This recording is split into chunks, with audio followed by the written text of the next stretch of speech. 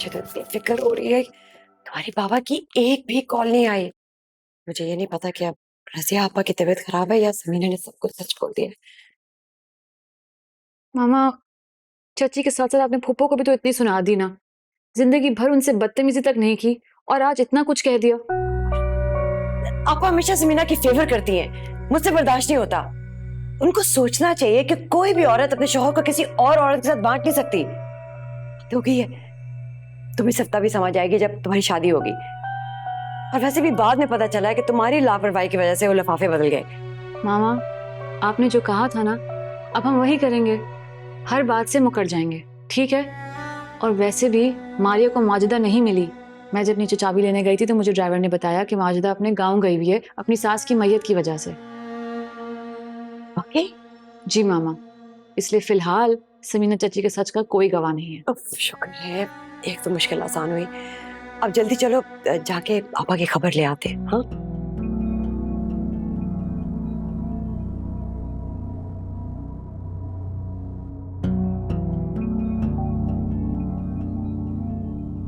आ जाए अम्मी, लेट हो रहे हैं।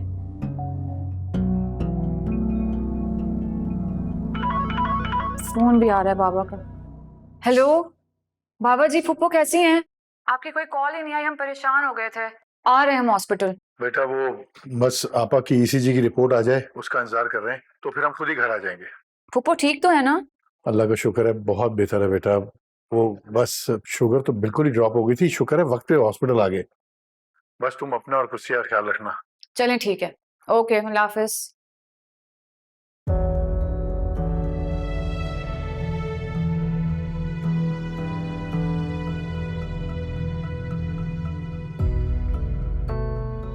मैं आपसे सिर्फ ये बात कहने के लिए आई हूँ कि जो बातें मैंने मायमा के कमरे में सुनी है, मैं उनको भूल जाने के लिए तैयार हूँ। किसी से कुछ नहीं कहूंगी। आप बस रज़िया आपा को इस बात का यकीन दिला दीजिए कि मुझ पे जो इल्जाम लगाया था वो एक गलत फहमी की बिना पर था, और सैफ और मारिया का रिश्ता ना तोड़ी। अच्छा, हमने ऐसी कौन सी बात की है जो आपने सुन ली? वही साजिश जो खुदसिया भाभी और तुम मेरी बेटी की किरदार कशी के लिए सोच रहे थे, लेकिन तस्वीरों के लिफाफे बदल जाने की वजह से मुझ पे इल्जाम लगा दिए। नहीं नहीं, साजिश हमने नहीं की। साजिश तो आपने और मारिया ने की, इस घर पर कब्जा करने की, और इसी वजह से मारिया ने सैफ से मंगनी की। झूठ मत बोलो मायमा, मैंने अपने कानों से सब बातें सुनी है। झूठ तो एक्चुअली आप बोल रही हैं। आपको कभी चचा जान से मोहब्बत ही नहीं थी, इसीलिए आपने मेरे बाबा की तस्वीरें अपने पास रखी। मायमा, तुम हद में रहो।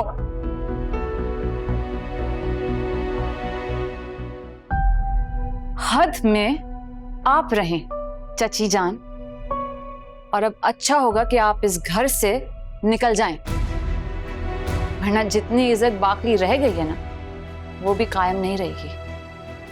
खुदसिया भाभी ने जो तुम्हारे अंदर जहर भरा है वो आज झलक रहा है।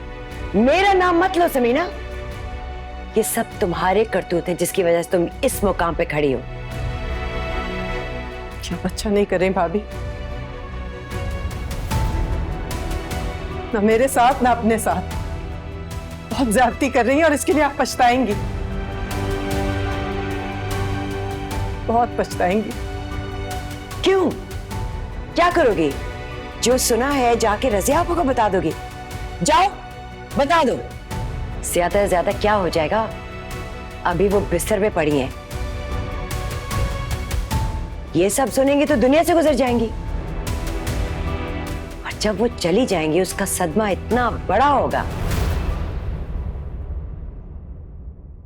कि एहसान तुम्हारी कोई बात नहीं सुनेगा, बल्कि तुम्हें कभी माफ ही नहीं करेगा।